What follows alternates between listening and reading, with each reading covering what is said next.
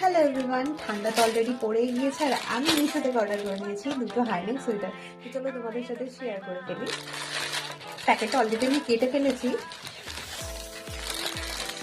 এই যে একটা ইয়েলো আর একটা মেরুন, এই দুটোর প্রাইস নিয়েছে কিন্তু মাত্র 300 টাকা, মানে ইচ নিয়েছে 150 টাকা।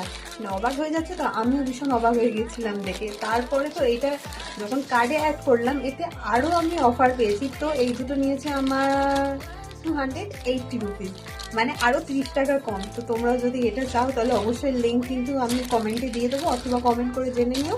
তো চলো আপাতত এই দুটো তোমাদেরকে পরে দেখাই।